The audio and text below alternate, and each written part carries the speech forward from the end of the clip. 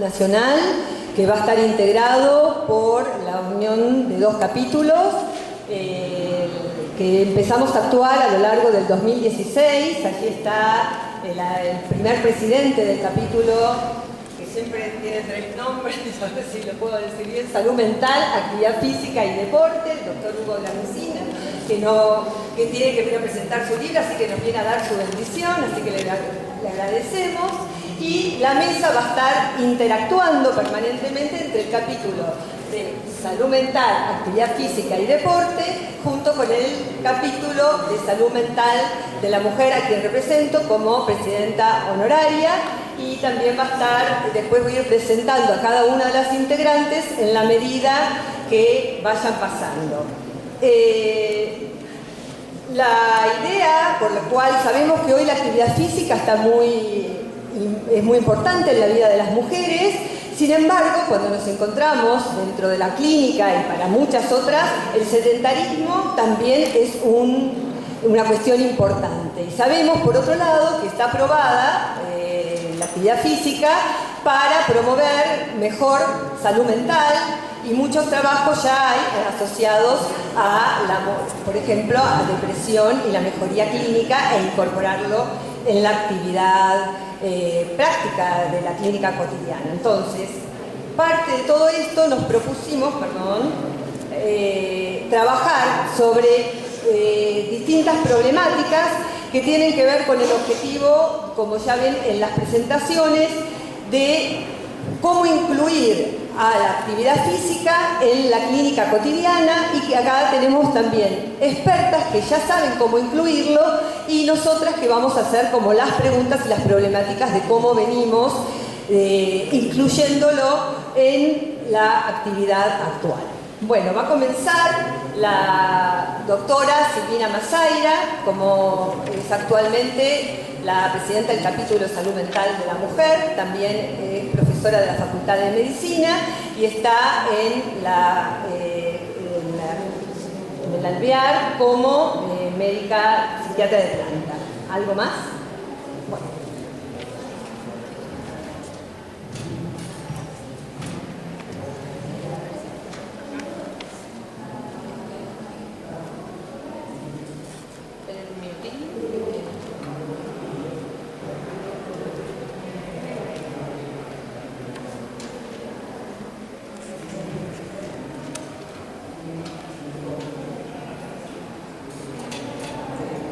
Paciencia, ya estamos.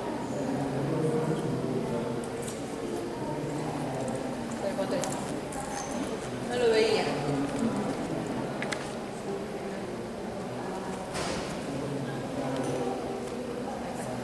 Bueno,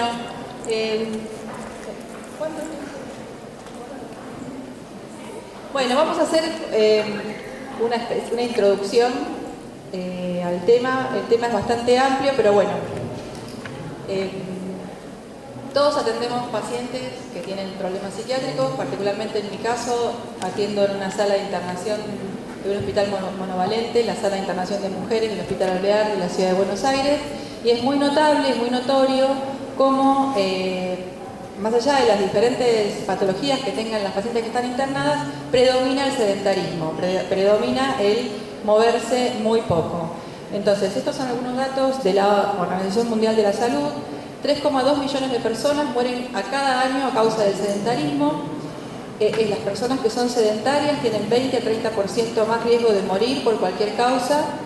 Es más frecuente en países de ingresos altos, eso es muy interesante, y últimamente ha ido creciendo también en países más pobres y sobre todo en las mujeres, ¿sí?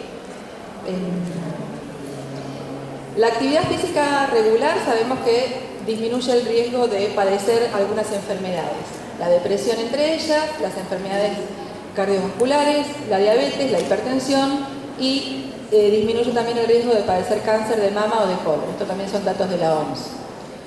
Entonces, no practicar actividad física regularmente predispone a poder padecer alguna de estas enfermedades, ¿no? La OMS habla de una epidemia mundial de enfermedades no transmisibles, ¿sí? Y hay 4 factores de riesgo que son comportamentales: el tabaquismo, el sedentarismo, el consumo de alcohol y la dieta inapropiada.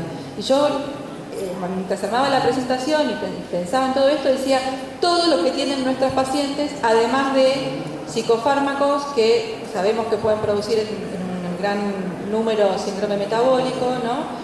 Y las consecuencias propias de la enfermedad, las pacientes que tienen la esquizofrenia, digamos, o por ejemplo depresiones muy inhibidas, que tienen una inhibición de su movimiento como parte de la patología. Entonces, la verdad es que es un combo bastante letal.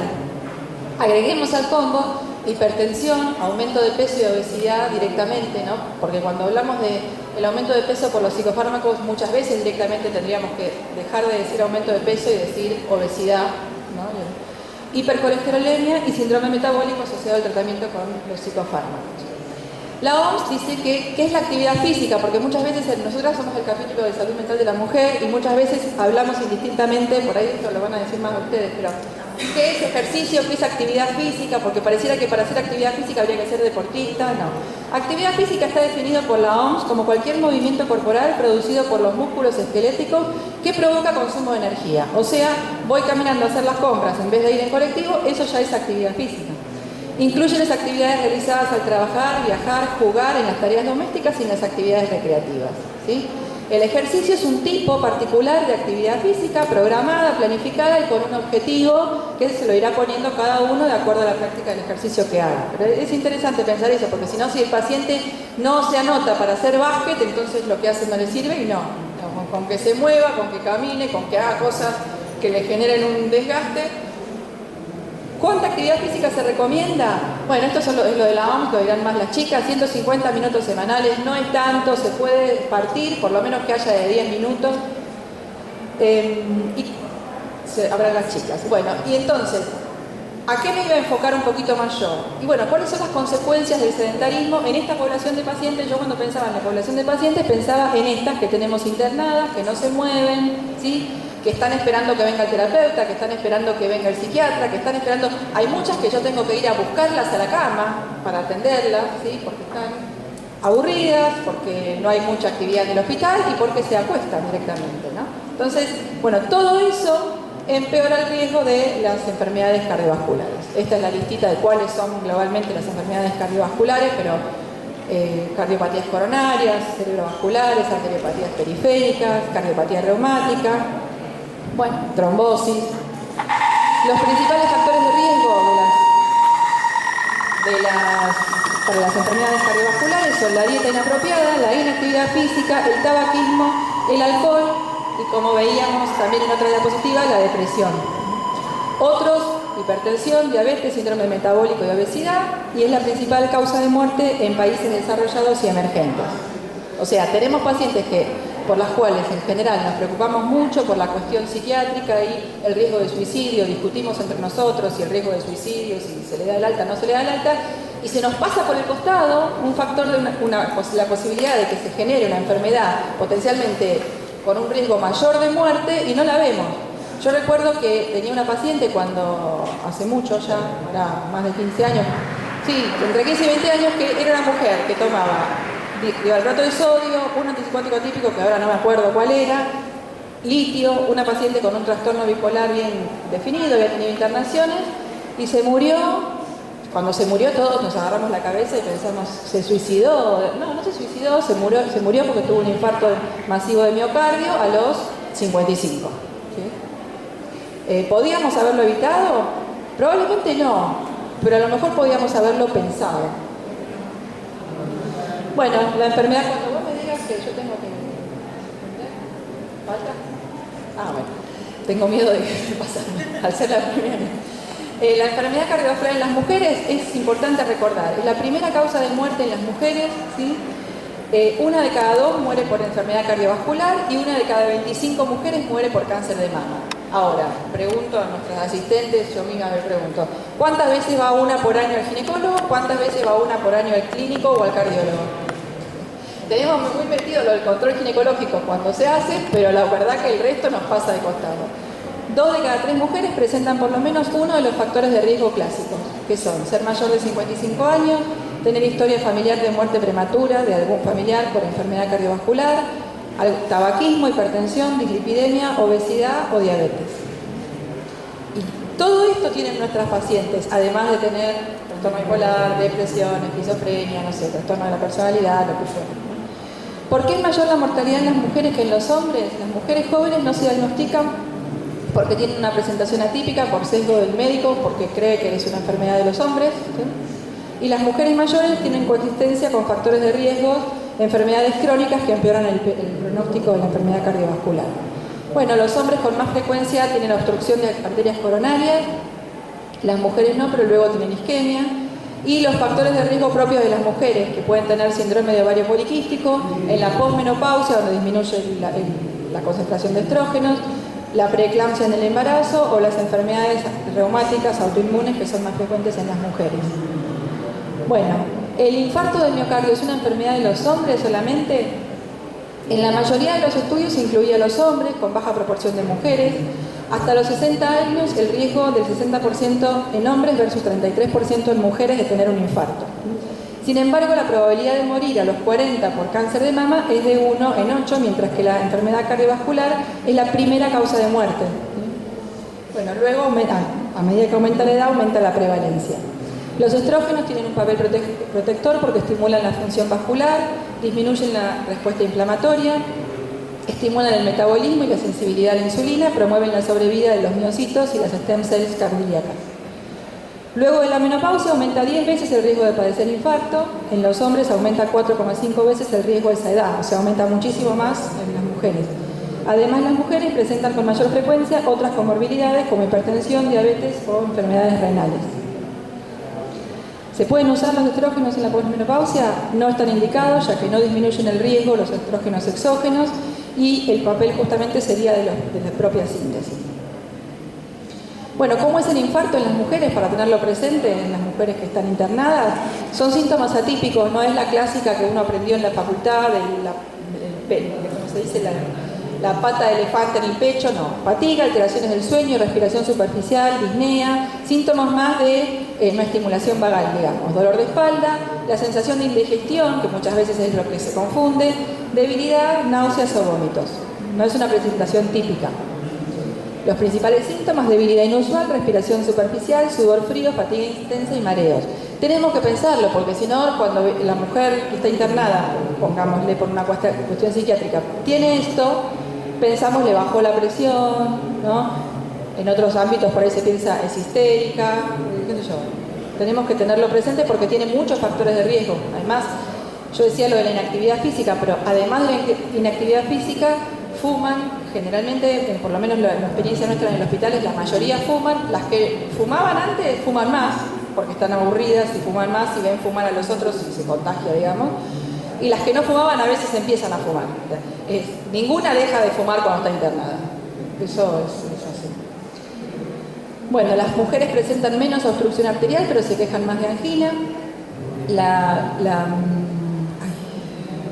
enfermedad cardiovascular es menos severa comparada con los hombres, aunque al ser de mayor edad tienen más factores de riesgo, y tienen un peor pronóstico que los varones, aunque la enfermedad sea más leve. Bueno, esto es más o menos lo mismo. ¿Qué tenemos que hacer? Acá, ¿no? La intervención clínica psiquiátrica. Yo puse psiquiátrica con mayúsculas entre paréntesis porque somos médicos, no somos médicos clínicos, pero somos médicos clínicos psiquiátricos, digamos, ¿no? ¿Qué es lo que tiene que hacer el psiquiatra? ¿Esto es una cuestión nuestra o se lo tenemos que derivar a la nutricionista, al clínico? Tenemos que insistir con el tema del tabaquismo, que lo abandone, insistir con la cuestión de la actividad, acá yo puse ejercicio, pero sería actividad física, con mejorar la dieta y con el tema del control de peso. Muchas veces nos sobrepasa la situación, lo dejamos como de costado, pero la verdad que si atendemos a nuestros pacientes con un trastorno psiquiátrico como problema de salud, no podemos dejar de ver que es la misma persona que tiene otros problemas de salud que por ahí entrañan más riesgo de muerte más próxima que la patología psiquiátrica que tiene. Bueno, en el consultorio del psiquiatra, ¿en quiénes lo vemos? Justamente en las pacientes depresivas, con trastorno de ansiedad, con esquizofrenia o con trastorno bipolar. Yo diría que como para empezar y abrirles el camino, hasta acá llegamos. Bueno, muchas gracias.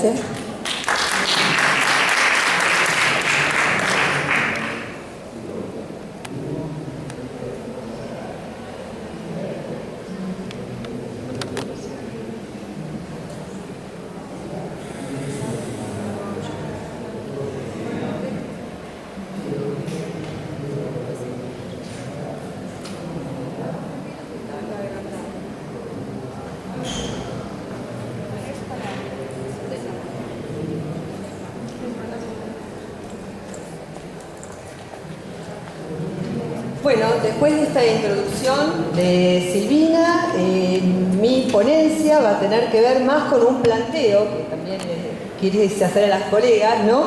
Sobre la depresión en la mujer, cómo incluir la actividad física, si es posible o imposible cuando estamos frente a nuestras pacientes depresivas. Y para esto primero investigué a ver qué quería decir mujer activa para el Colegio Americano de Medicina del Deporte.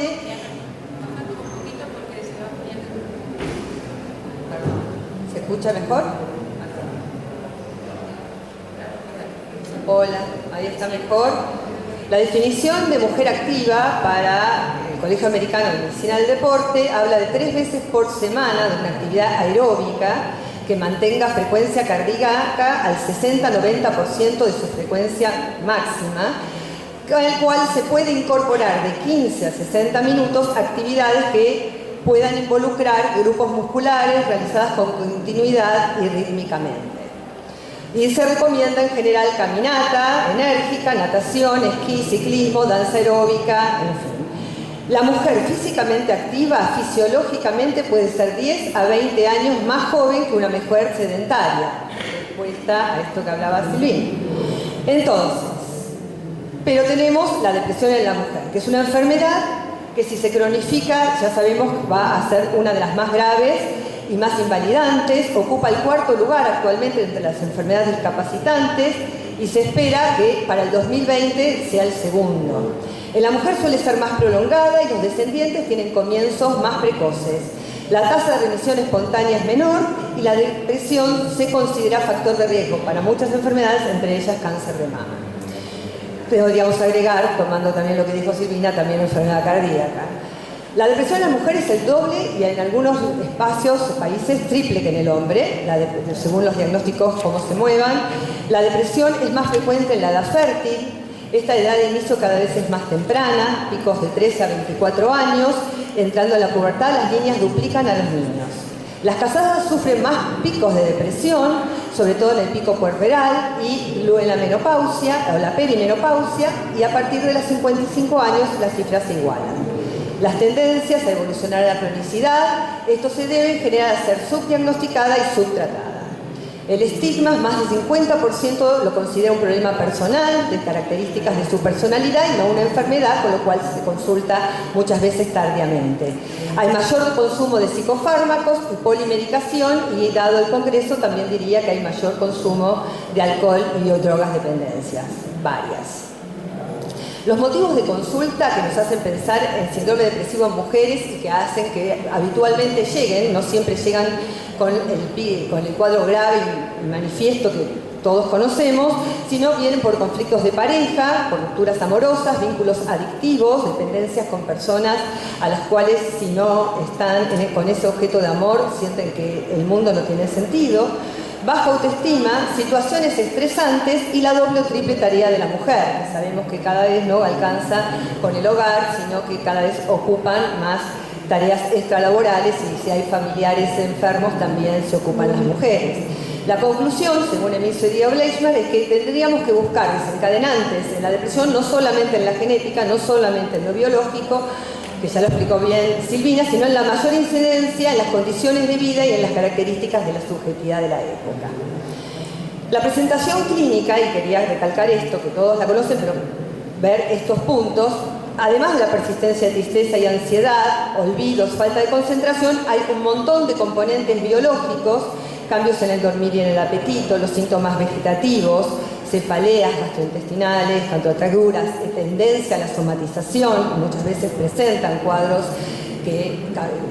como depresiones enmascaradas que no tienen manifestaciones clínicamente claras de depresión, y fatiga, anedonia y desgano. Entonces, una de las preguntas es cómo hacemos movilizar a una persona que está con fatiga, anedonia y desgano para que haga actividad física.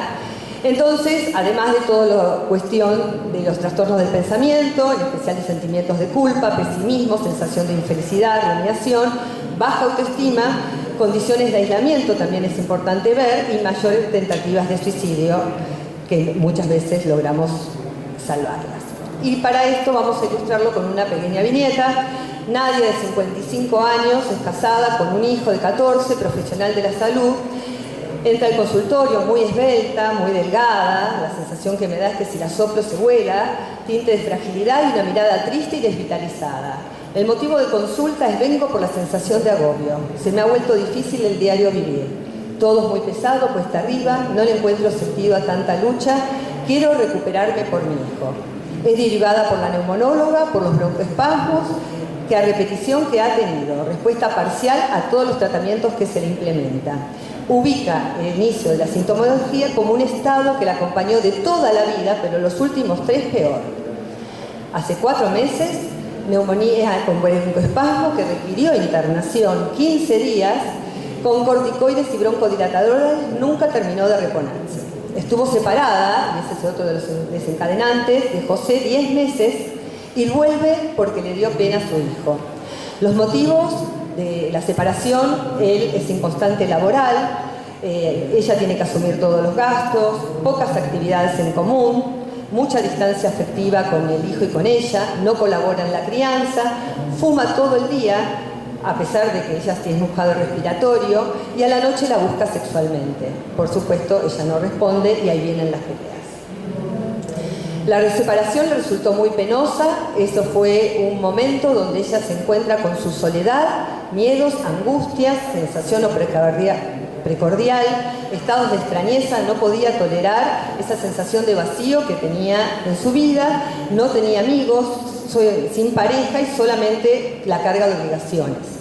Llegan las vacaciones, el hijo le reclama por la presencia del padre y decide retomar. A los pocos meses, de la vuelta a las vacaciones, se recrea todo este círculo vicioso y entonces en ese estado hace el cuadro respiratorio, se interna y de allí surge el pedido de tratamiento. Las preguntas que hago: ¿qué diagnóstico piensan en Nadia? ¿Qué tratamiento le ofrecerían? Lo que se realizó fue un tratamiento combinado de psicoterapia semanal con antidepresivos como sertralina. Al principio ni se me ocurría pensar en una actividad física, que se pudo hacer a través de una interconsulta con la neumonóloga recién a los 3 meses, donde estuvo más respuesta. Y allí comenzó con una actividad gradual, a través de yoga, empezó como a sentir que eso es lo que podía hacer, y fue lo que hizo a lo largo de 2 años, que también incluyó la separación y aún sigue hoy en tratamiento. La importancia de la interconsulta en esto tiene que ver con que ustedes saben que el síntoma asmático muchas veces puede funcionar como vicariancia. Entonces era así, el riesgo de empezar, si mejoraba la depresión, que vuelva a ver una recaída asmática, y que en esto era muy importante trabajar en equipo. Entonces las preguntas que nos hacemos es: ¿puede realizar actividad física una paciente como estas características? ¿Es preferible la actividad física o la psicoterapia? ¿Qué frecuencia, qué intensidad, qué tipo de actividad son mejores? ¿La actividad física puede prevenir la aparición de depresión? Se las hago a ustedes. Lo que yo pude investigar, y ya voy terminando: mayor eficacia de psicoterapia y actividad física conjunta que cualquiera por separado. La actividad física mejora el estado de ánimo y la creatividad, incluso después de una sola sesión.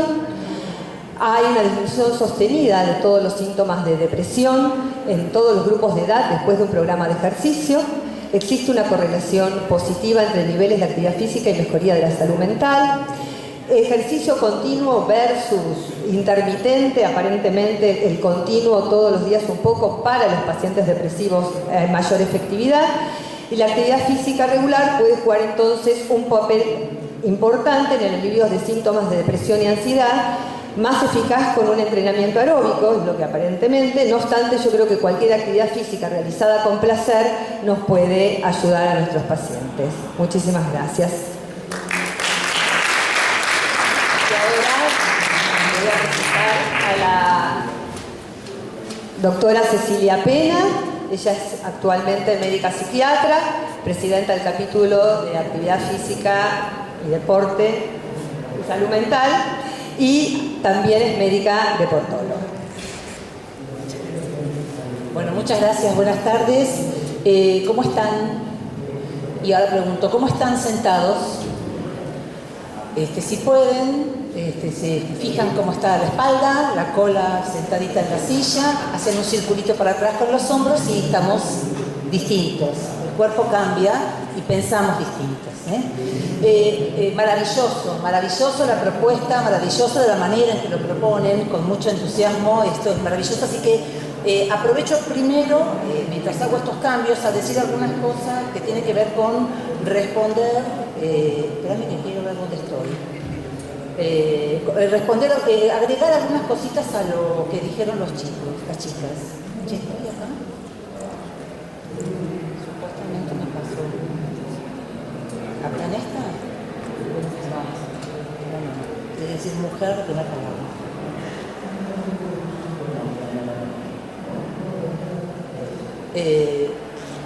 Acá estamos, gracias.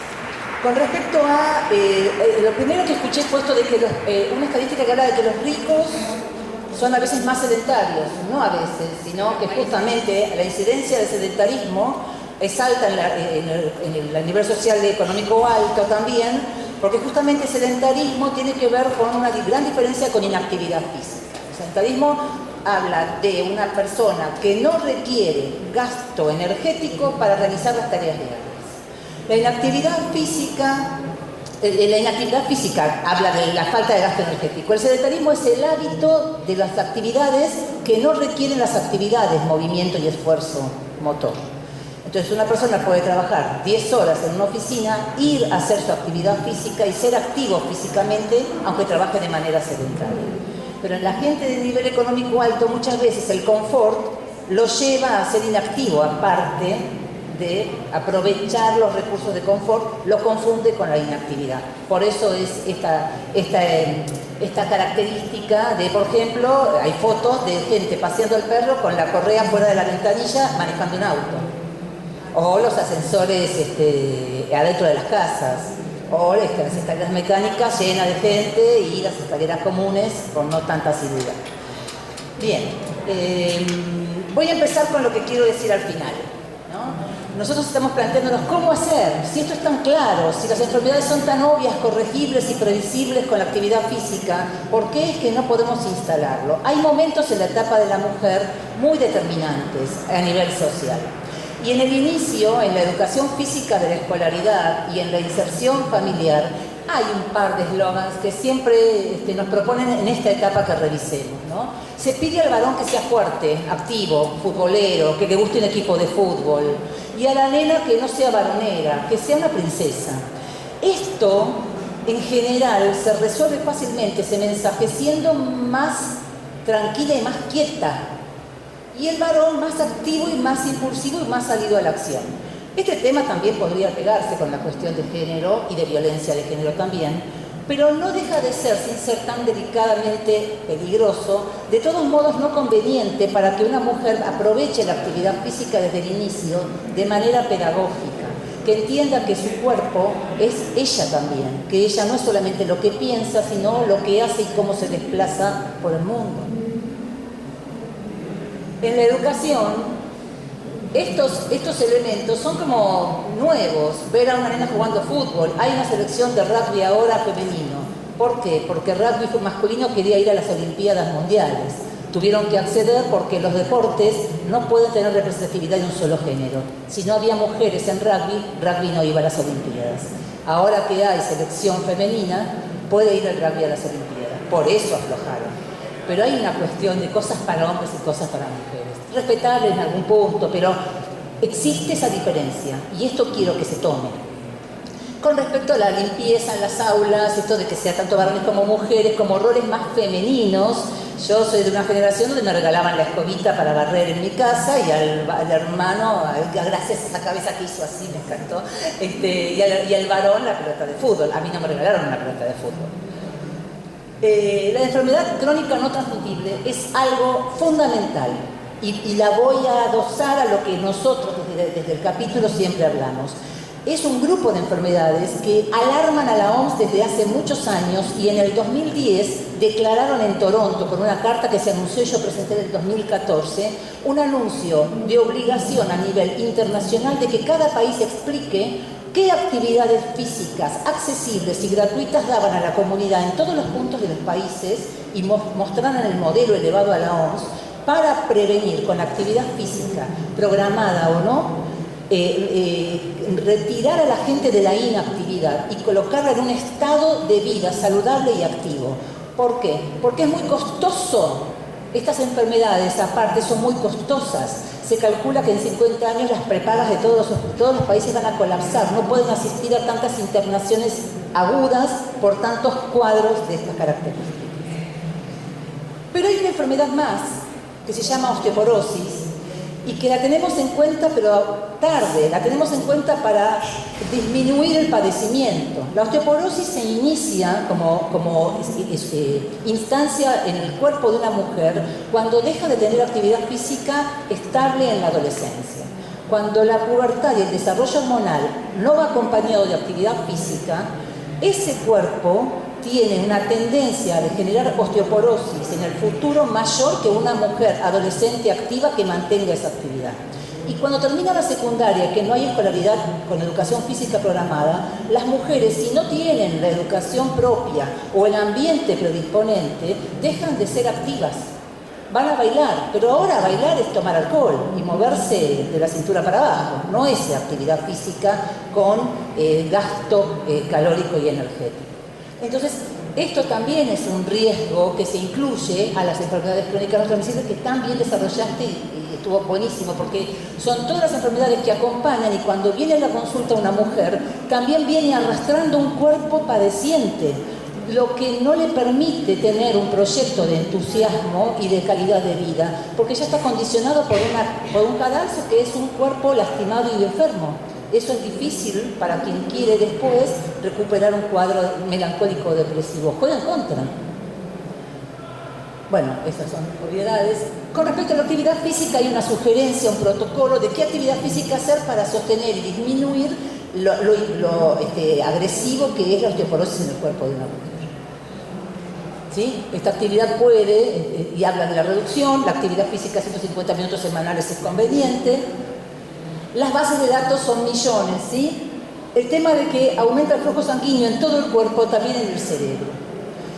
El aumento de actividad física aumenta factores neurobiológicos cerebrales. La neuroplasticidad de la que tanto nos gusta hablar tiene que ver con neurotrofinas y con sustancias insulinosímiles que actúan directamente en centros que mejoran el estado de ánimo y que mejoran la predisposición a pensar de manera más creativa y más amplia y con más recursos. No es magia.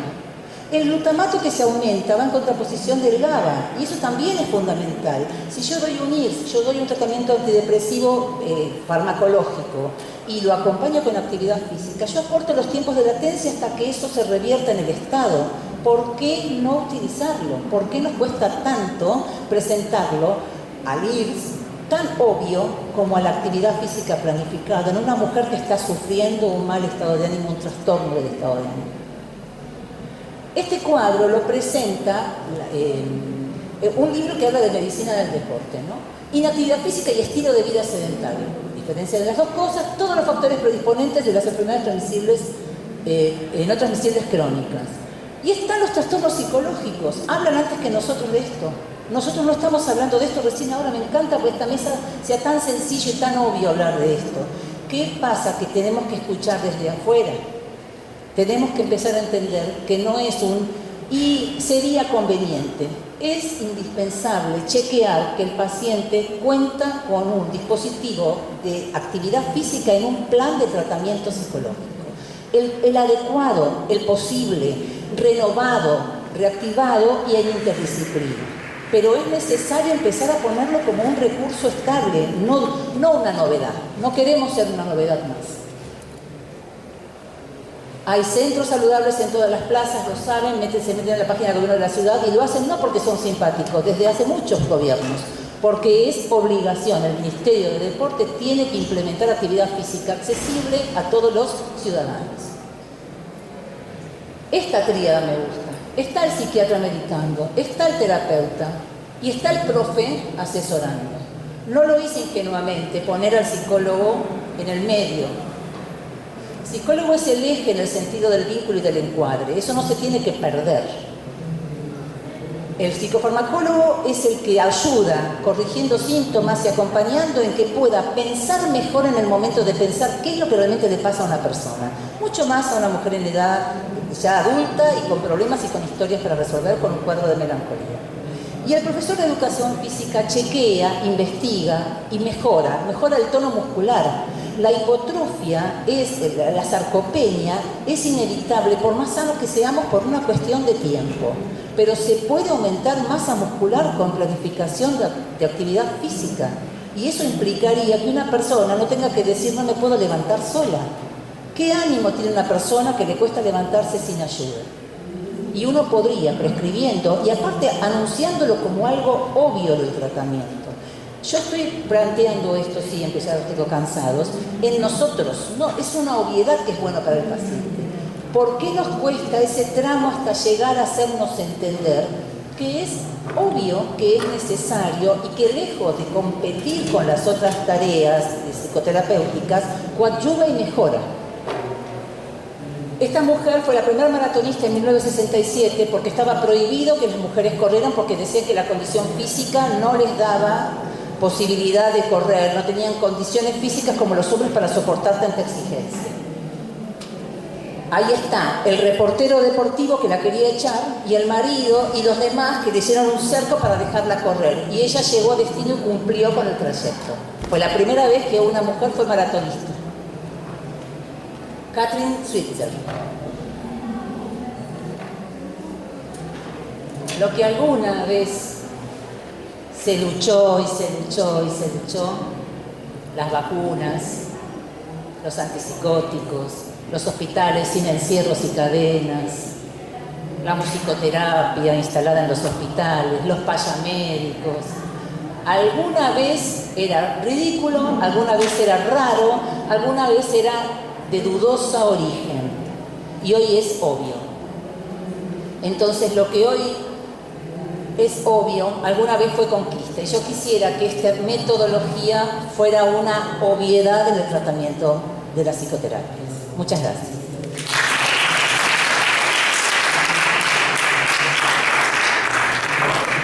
Muchas gracias, Cecilia. Ahora vamos a dar lugar a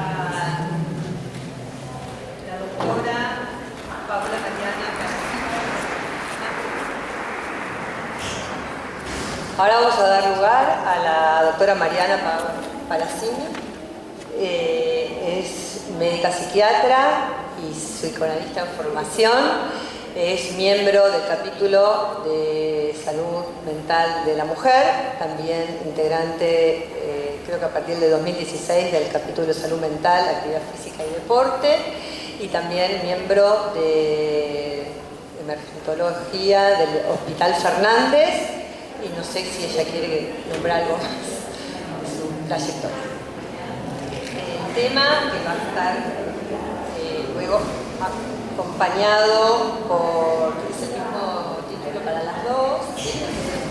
Luego va a continuar, aprovecho, la licenciada en psicología y entrenadora en fitness, la licenciada Andrea Paula Vega, también miembro del capítulo de salud mental, actividad física y deporte.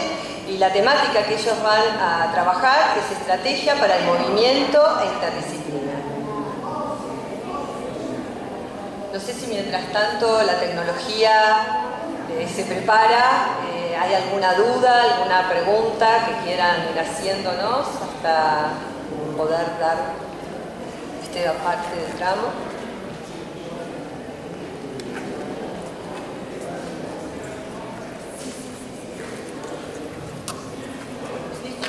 Las preguntas las dejamos para un ratito. Hola, buenas tardes. Nos reunimos acá con la licenciada Vega pensando cómo hacer para... Yo soy psiquiatra, ella es psicóloga, y pensábamos cómo hacer para motivar a nuestros pacientes, ¿no? A generar un poco de... En realidad nosotros tener empatía con el paciente para poder motivarlos para realizar actividad física. De alguna manera busqué algo en la bibliografía, que son algunas estadísticas, y es que existe una preocupación mundial creciente por la escasa actividad física que hay en la población. En el contexto latinoamericano se estima que más de un cuarto de la población mayor de 14 años no practica una actividad física o deporte. En uno de los recientes estudios realizados en Argentina, 75% de las mujeres de entre 25 y 70 años no realizan actividad física regularmente.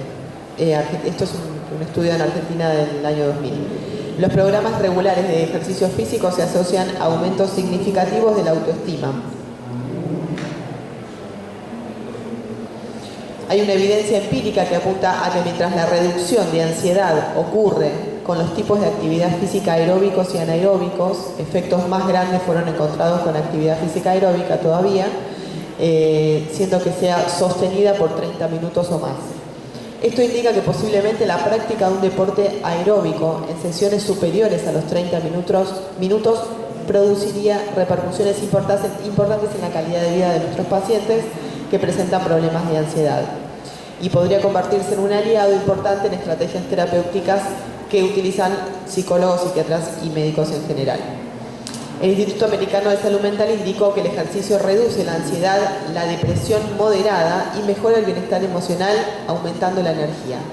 Se encontró que en mujeres que asistían a tratamiento psicológico y que presentaban síntomas depresivos, un programa de 6 semanas de terapia a partir de un ejercicio físico disminuía estos síntomas. Sin embargo, la reducción de los síntomas depresivos no fue relacionada con el nivel de aptitud frente a las situaciones cotidianas. O sea que hay algunos síntomas que mejoran inicialmente y rápidamente con la actividad física, y otros que van a requerir todavía un trabajo terapéutico mayor. Entonces, bueno, yo le voy a presentar dos viñetas, que es de más o menos dos grupos de pacientes que veo habitualmente en la práctica clínica. Y bueno, le había pedido a Paula cómo poder pensar en la clínica y integralmente el cuadro de estos pacientes para poder motivarlos en la actividad física. Algo de la motivación al paciente tiene que ver con que uno también experimente qué sucede y cómo modifica en mí la actividad física, mi estado de ánimo y mi salud diaria. Bueno, una primera viñeta es de una paciente de edad media, aproximadamente 45 o 50 años, que hace tratamiento por lo menos de 10 años de evolución, con diagnóstico de trastorno depresivo mayor recurrente, y que este se asocia a una enfermedad orgánica que podría ser, por ejemplo, la epilepsia.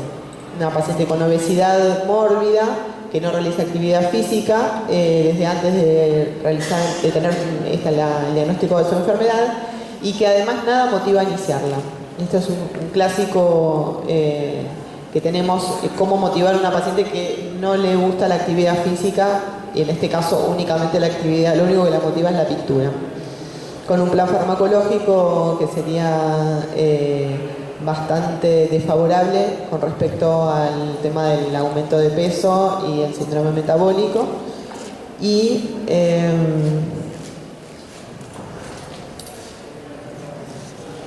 con una respuesta parcial a la medicación, ¿no? Hablamos después de una viñeta distinta, una paciente más joven, que se encuentra en tratamiento por trastorno de ansiedad desde hace 20 años, con importante preocupación por su imagen corporal y por el posible incremento de peso, que siempre compensó este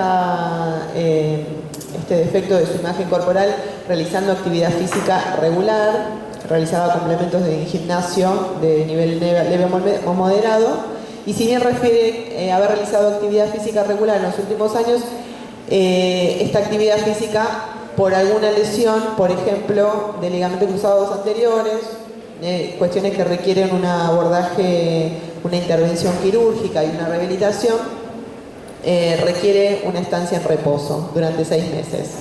¿Qué sucede cuando tiene que retomar actividad física? le preguntaba a Paula qué es lo que puedo sugerirle, ¿sí? O de qué manera puede recomenzar a incorporarse a hacer actividad física. Bueno, eso por ahora.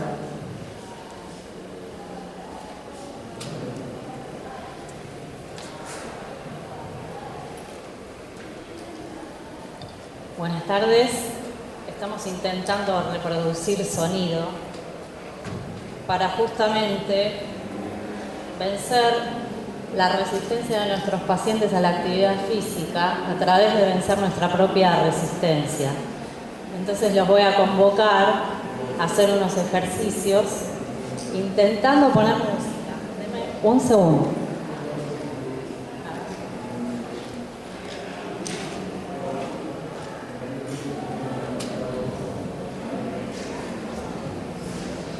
Lo que nosotros intentamos en este momento es que puedan disfrutar y sentir algo, apenitas, de lo que es el bienestar.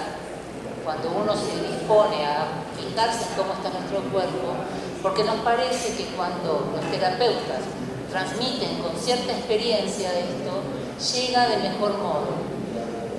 De todos modos, la resistencia va a estar porque el paciente, por ser paciente y padeciente, está inhibido física y mentalmente. Por lo que cuando te dicen no tengo ganas, no nos mienten. Y no podemos pretender que tenga ganas. Es todo un tema, el tema de las ganas, que alguna vez volveré a desarrollar. Entonces, la clave de nuestra propuesta es que no nos instalemos nosotros en la parálisis del discurso del paciente. No nos enganchemos, no seamos cómplices de esa definición. Ese es el secreto, a pesar o a partir de esta negativa, que no sea un cierre de posibilidad. Esa negativa es un abrir, y en terapia se trabaja así. ¿A qué más estoy dispuesto? ¿Sí? Y a partir de ahí empezar a explicar lo que si vivimos y vivenciamos este buen estado de ánimo, producto de un cuerpo activo, vamos a poder transmitir de otra manera. Al paciente, a la familia, al profe que le pidamos que nos ayude, al kinesiólogo si el paciente está en la cama y hay que hacerle actividad pasiva. Todos los recursos que podemos tener y más.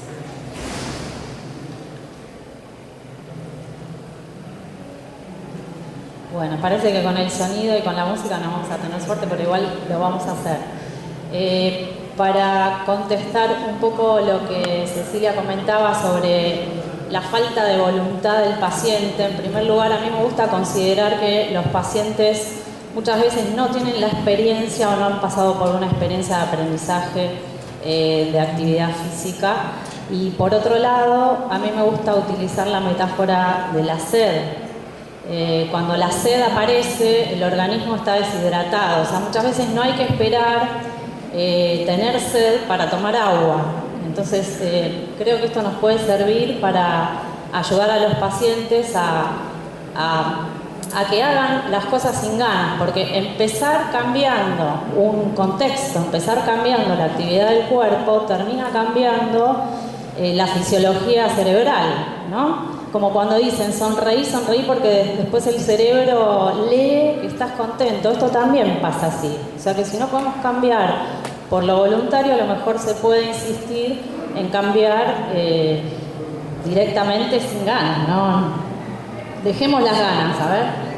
Claro, acción. Claro, digamos, prioricemos lo importante, la finalidad, al sentimiento de que está padeciendo y está con un trastorno del ánimo. No le vamos a pedir al trastorno del ánimo que piense bien, ¿no?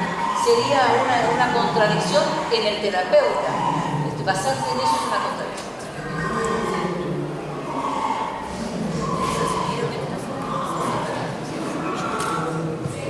Sí. Bueno, les voy a proponer ahora una breve experiencia de actividad física desde sus lugares. No los voy a comprometer en eso, no los voy a hacer parar, bailar, nada loco, porque no vinieron preparados, pero simplemente para que ustedes registren en este momento a la propuesta de actividad, qué es lo que están sintiendo. ¿Están contentos? ¿Sí? Bueno, vamos a Así era esto. intentarlo. A mí no me avisaron que era así esto. Lamentablemente no pude conseguir música, pero vamos a hacer igual.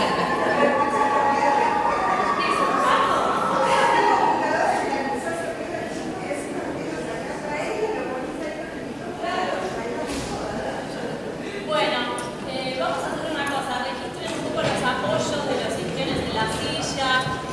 ¿Cómo está la columna, la espalda, los hombros atrás, relajados?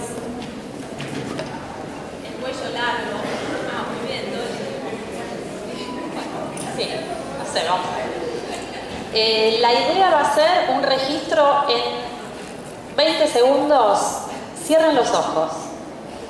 Así no me ven a mí haciendo estas ridículas. Bueno, ahora sí, cierren los ojos. Vamos a intentar estirar la columna hacia arriba como si quisiéramos tocar el techo con la parte alta de la cabeza. Vamos a mirar por sobre el hombro derecho girando la cabeza hacia un lado y hacia el otro. Vamos a tratar de darle todo el recorrido de movilidad al cuello, bien hacia un lado, hacia el otro. Al mismo tiempo que giran el cuello, traten de conservar la espalda derecha, los hombros relajados hacia atrás y hacia abajo. Traten de registrar cuál es la sensación en la zona cervical. Estamos como encontrándonos con la musculatura que en este momento estaba descansando, teníamos todo el foco de atención en lo intelectual. Pero esta musculatura estaba trabajando para sostener la postura y la cabeza. Vamos a frenar en el centro y llevar levemente una oreja hacia un hombro sin perder la alineación de la columna. Volvemos al medio y hacia el otro lado. Cada tanto pueden mirar al frente y después traten de cerrar los ojos para poder sentir un poco más el trabajo que están haciendo. Después nosotros vamos a hablar de lo que sería una dosis de actividad física. Cómo lo equiparamos con un fármaco para tener un poco más de parámetros al prescribir. Sigo hacia un lado, relajo el hombro, relajo el cuello hacia el otro. Vamos a frenar en el centro y dejar caer el mentón hacia el pecho, sin perder la posición de la columna. Y luego elevo la cabeza hacia el techo y vuelvo a bajar. Eso es. Traten de mantener la columna derecha, los hombros atrás. Voy hacia arriba y hacia abajo.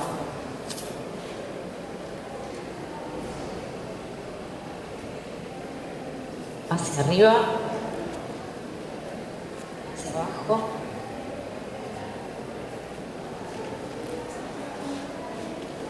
Vamos a condensar estos movimientos en un círculo. Hacia la derecha, cae la oreja al hombro, va la cabeza hacia abajo, hacia el otro costado, pasa por el centro, vuelve a girar hacia el mismo lado, bien flojos los hombros,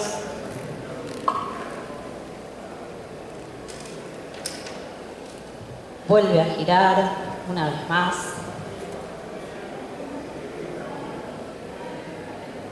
hasta que pasa por el centro y vamos a salir hacia el otro lado. Todo el recorrido.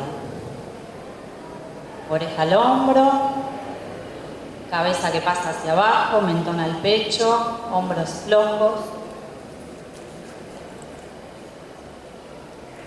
Una vuelta más.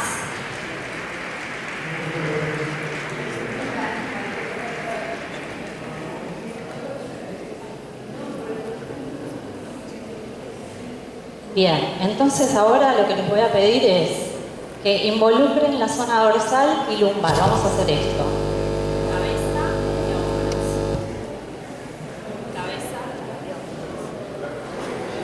sumamos, pasamos a sumar la parte dorsal y lumbar. A un lado y al otro.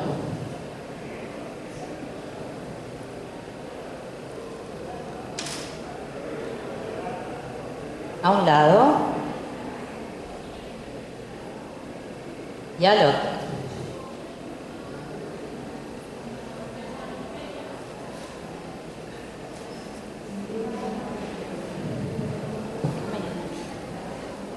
Bien, entonces ahora vamos a sumar otro ejercicio, otro movimiento. Es mentón al pecho, me enrosco hacia adentro y dejo caer el tronco sobre las piernas. Ojo con la silla de adelante.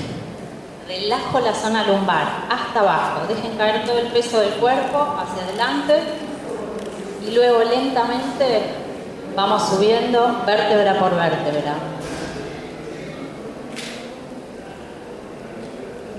Muy bien. Una vez más.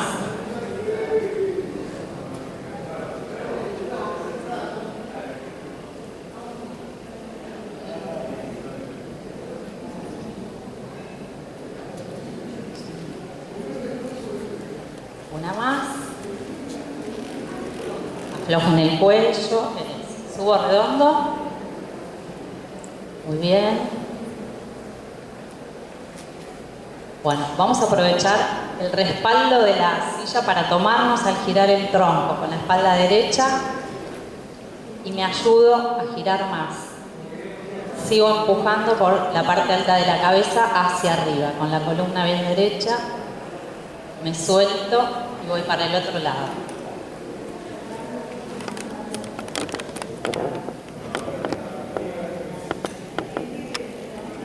Otra vez. A un lado.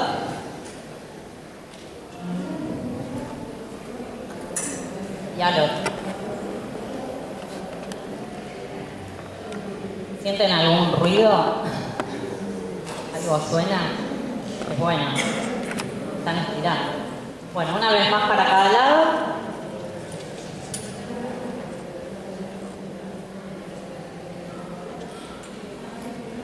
Eso es.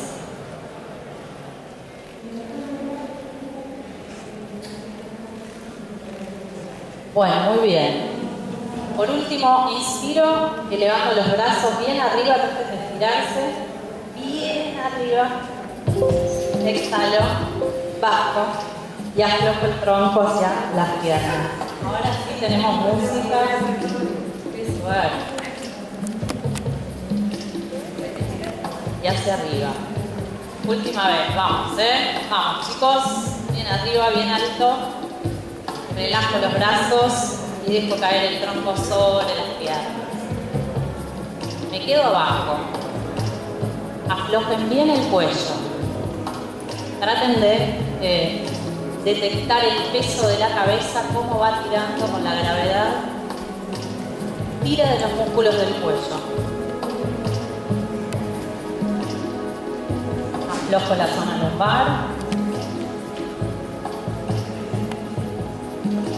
Muy bien. Vamos a ir subiendo lentamente.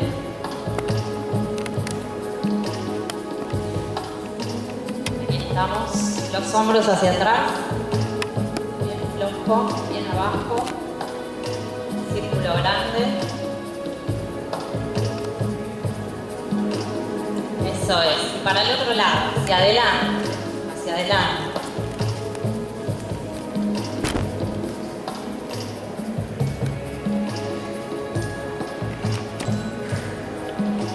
Bien.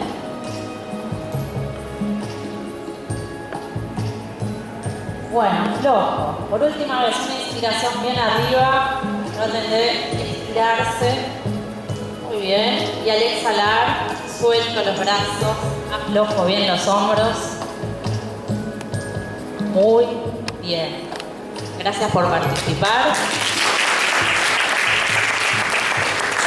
No terminamos, Todo esto fue una introducción para cortar el trabajo intelectual y meter el cuerpo, ya que estamos direccionando toda esta cuestión a cómo involucrar a los pacientes con su cuerpo y con actividades que benefician la salud y disminuyen la patología, ¿sí? Y nos orientamos a que la persona entienda que es un ser humano de esos que estaban en la época prehistórica, cuando salían a caminar, a buscar comida, recolectaban, entonces eran nómades, se volvieron sedentarios cuando se crearon las primeras ciudades, ¿no?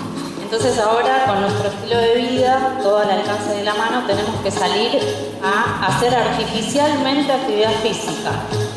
Por eso existen algunos lugares, como los gimnasios, los polideportivos, los clubes, que facilitan que la biología del ser humano se pueda dar curso tal cual como es, ¿no? A través de los juegos. Por eso que si nosotros lo entendemos como una cuestión cultural, tal vez también podemos provocar alguna palabra que en los pacientes esto resuene para ir por otro lado. Una paciente dice, a mí no me gusta caminar. ¿No te gusta? ¿Caminaste? Sí, pero no me gusta. Pero, ¿qué es lo que hiciste? ¿Te fijaste cómo era el apoyo de los pies? ¿La postura? ¿Tomaste en cuenta la respiración para caminar?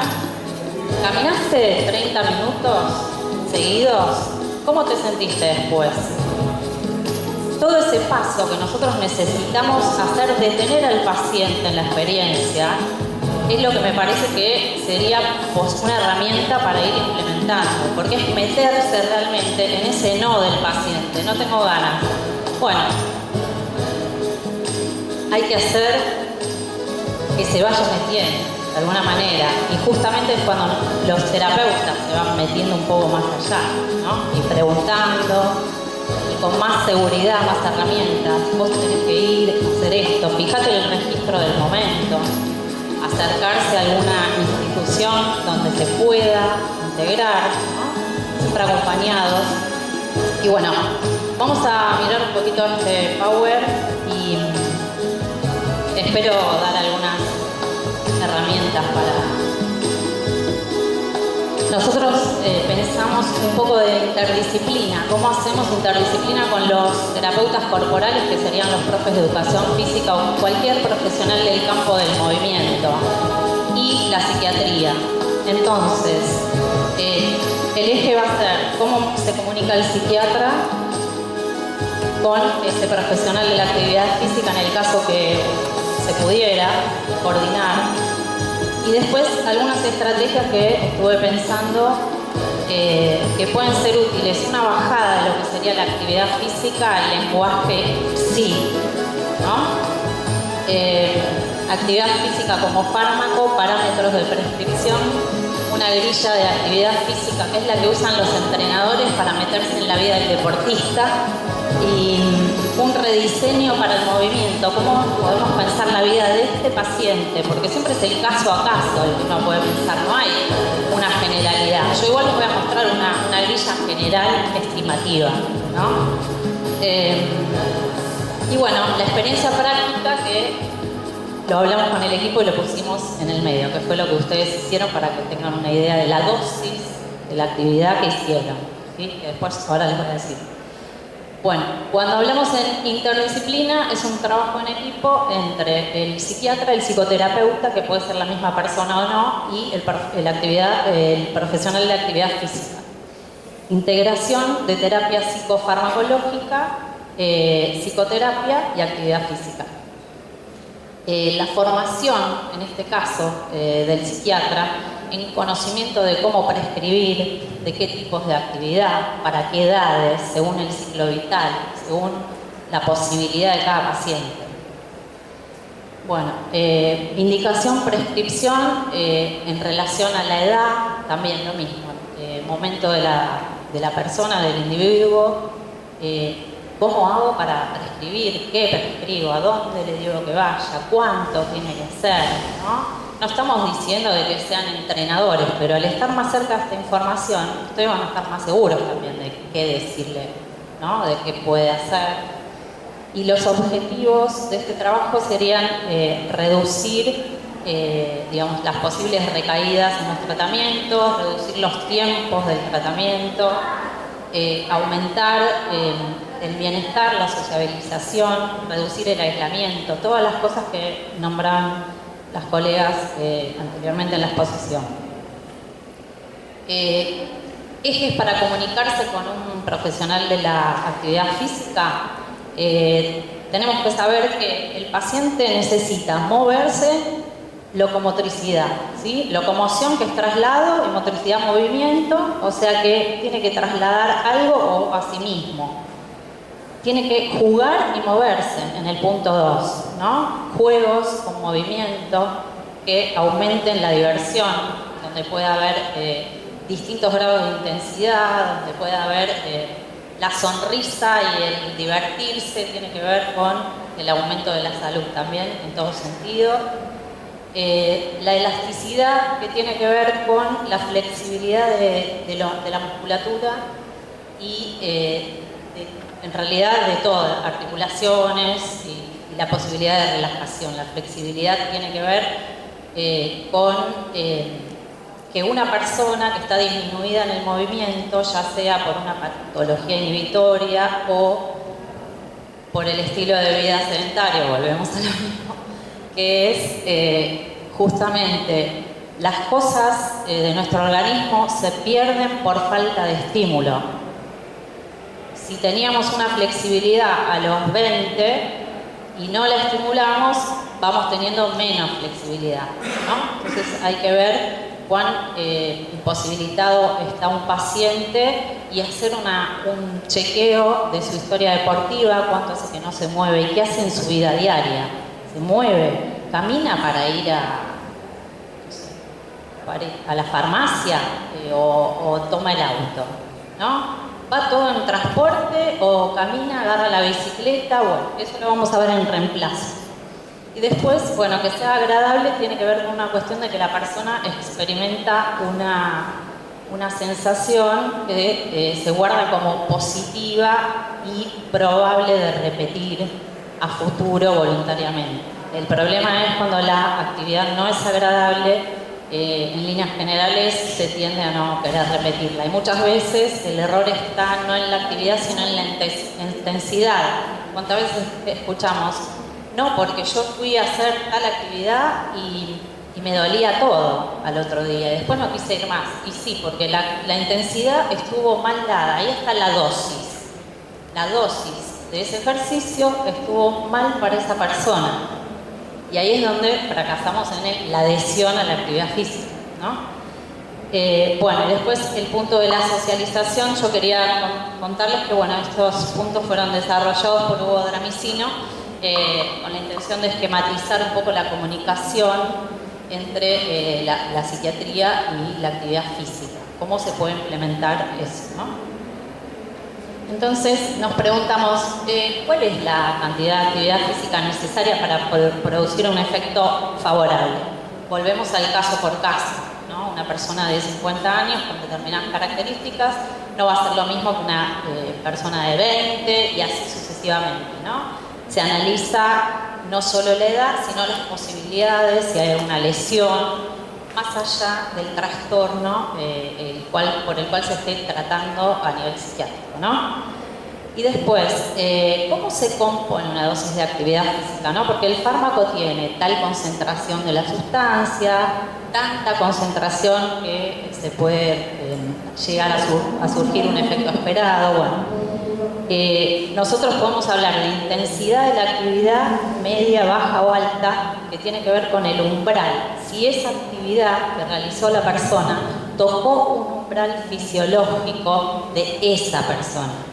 Y el umbral de esa persona va a estar en relación a su vida cotidiana.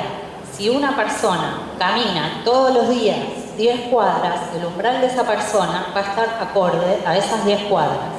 Si yo le pido que camine 20 y más rápido, va a realizar una actividad por encima del umbral que acostumbra. Entonces esto aumenta su estado, aumenta su resistencia, su recuperación al cansancio del ejercicio. No sé si más o menos la idea del umbral queda más. Bueno, la actividad física en la dirección de la cura.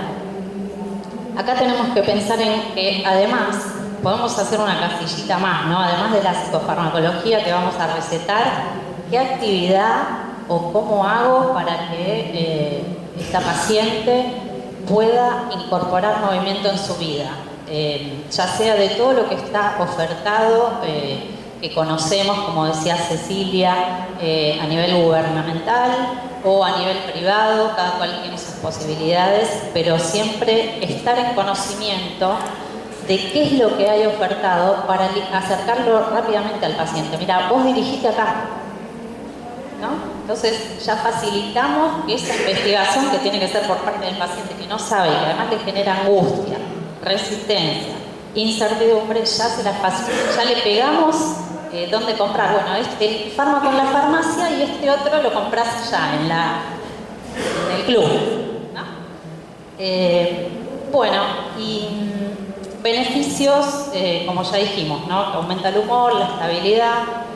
Y algo que me parece interesante es la construcción de realidad y experiencia corporal, porque un paciente que logra construir una experiencia corporal positiva, ya estamos hablando de que algo se está creando ahí que puede germinar un poco más, ¿no? Ya estamos, puede cerrar. Ya mismo, ok.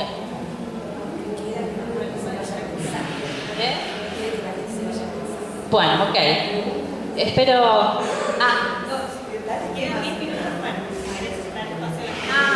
perfecto. Bueno, si quieren ir pensando en alguna pregunta, me gustaría, mientras tanto, tratar de contestar algo de lo que Mariana trajo como pregunta hacia qué se podría pensar con estos pacientes que ella tiene. En primer lugar, se me ocurre sobre la paciente que presentaba Mariana, en donde tuvo lesión de rodilla y a partir de eso no pudo hacer actividad física. Yo pensaría que si esa paciente estuvo haciendo actividad física por su cuenta y se lesionó una rodilla y después la otra, previamente, lógicamente, si hubo lesión es que la dosis de la actividad física no estuvo acorde. Siempre tiene que estar asesorada por un profesor. Y esto no quiere decir pagarse un personal trainer. Profesores hay en las salas de musculación de los clubes o de lugares en las plazas. Ok, perfecto. Entonces, en primer lugar, ante la lesión, siempre verificar que el paciente concurra al tratamiento apropiado para recuperar, porque si no es un freno más. No, ahora me lesioné. Y o sea, seguimos en dar la vuelta, ¿no? Entonces, una vez que realiza el tratamiento correspondiente a la recuperación, ir llevando, porque lo que me parece que está en sus manos es ir llevando a este paciente que no sabe, que no tuvo el aprendizaje de la experiencia, porque tiene tanta energía puesta en el problema y en el sufrimiento, que lo que hay que hacer es ayudar a que ponga esa realidad que yo les digo de aprendizaje en el momento para poder tomar de ahí una mirada o algo de aprendizaje positivo. Bueno, ¿alguna pregunta? Sí. Vos decías recién que nos ibas a decir, creo que entendí bien, que nos ibas a decir a cuánto equivalía, como para tener una idea. Me parece que es interesante. Ah, bueno, qué bueno. Lo que nosotros hicimos equivale a una dosis de movilidad articular, tanto cervical, lumbar y dorsal, baja en tiempo e intensidad, ¿no? Esto mismo, llevado a 1 hora de trabajo, produce mayores efectos de irrigación, lubricación, flexibilización. y si pudieron sentir algo del ambiente, de la música, de los movimientos, la lentitud, tiende a generar una relajación. Entonces, esta dosis sería un ejemplo de dosis de baja intensidad en donde predomina el componente de la relajación y de la propiocepción, que quiere decir el registro del cuerpo en el espacio y en los propios movimientos. No sé si más o menos. Si hacíamos un partido de fútbol, la dosis era otra. Bueno, gracias. No, quería hacerte una pregunta, ya que estás así, a los dos. ¿Cuál es la dosis para los psiquiatras cuando pasamos por ahí 10 horas sentados atendiendo pacientes? ¿O cuál es la dosis, por ejemplo, para los que hacen guardias, después al otro día duermen 4 horas y siguen trabajando? Me viene muy bien esta pregunta, porque una de las cosas que estamos acá diciendo, que es parcial, es el paciente que no sabe hacer actividad física. Pero hay pacientes que han tenido experiencia en competición deportiva, pacientes que a lo mejor han sido campeones en algún deporte y que frente a un atravesamiento emocional inhiben todo y entonces son los más difíciles de incorporar de nuevo a la vida activa, porque les retrotrae una época exitosa y después el fracaso del presente. E insisten en vivir en el fracaso porque es la forma de sostener su melancolía. Esos son pacientes complicados para este dispositivo, ¿no? Es el paciente que jamás hay que explicarle que tiene que repetir el mismo deporte anterior y hay que explicarle que ese cuerpo necesita actividad no para ser un campeón, sino porque ese cuerpo necesita producir neurobiológicamente sustancias que le va a favorecer en este estado y que se está perdiendo una nueva experiencia y un futuro de vida activa con un montón de cosas activas, ¿sí? La mujer que hace mucho esfuerzo en la casa o mucho esfuerzo en el trabajo y está cansada, hay que explicarle que la actividad física bien programada le va a generar carga de energía y le va a quitar el cansancio. Por eso no hay que mandar al gimnasio desde entrada, no es la prescripción directamente del gimnasio. Por eso el asesoramiento, por más que los conocimientos de Paula son valiosísimos, hay que conocerlos, pero no somos nosotros los que prescribimos actividad física. Nosotros tenemos que derivar a gente idónea, que estudia cómo planificar y que sencillamente tiene que saber qué tipo de personas están en ese momento teniendo que evaluar, con qué limitación física y con qué limitación emocional. Pero el psiquiatra, una vez aprendido esto, también tiene que entender que a mitad de guardia vos tenés que hacer cierta clase de flexibilidad. Con 10 minutos vos recuperás y oxigenás la cabeza de nuevo. Tenés que entender que si algo es complicado, pedir ayuda emocionalmente te hace sentir acompañado y físicamente menos exigido. Que la persona sepa que vos mereces un espacio de actividad física va a hacer que después ella lo entienda para sí mismo. Empezar a respetarse con nuestros cuerpos es también transmitir la corporalidad también en el tratamiento. Ojo con esto es fundamental para nosotros. Por eso nos cuesta tanto y justificamos. ¿Cómo querés que haga actividad física? Entonces cuando te lo dice el paciente, y tiene razón, te haces espejo con el síntoma. Nosotros estamos inhibiéndonos motrizmente y por lo tanto pensamos distinto, pensamos apagado. De muchas cosas estamos viendo este discurso que le falta motivación. Nos está faltando motivación. Yo quería comentar 2 cosas, la verdad que me encantó que armáramos la mesa todas juntas porque estuvo buenísimo el movimiento recién, no sé ustedes, pero a mí me vino bárbaro. 2 cosas. Una que vi en Facebook, hablando de los estereotipos de género, un videíto, no sé, yo soy un desastre con Facebook, pero veo lo que me mandan y de que le decían a las chicas, corre como una chica, ¿lo viste?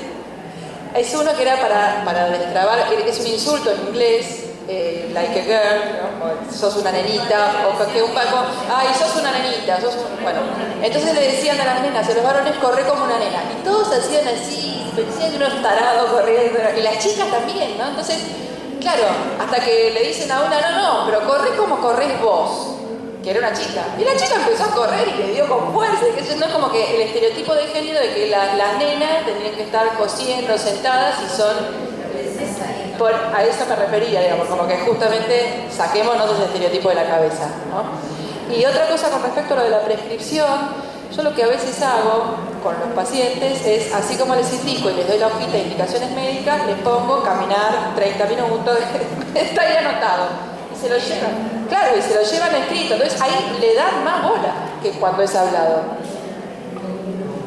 Un proyecto de ley, que si no luego yo quiero que lo haga alguien, esta cuestión es así, yo quiero que haya una doble receta, donde el psiquiatra prescriba la medicación y también prescriba con receta la derivación al profe. Y si tiene el profe a mano, que tenga la indicación de cómo hacer actividad física.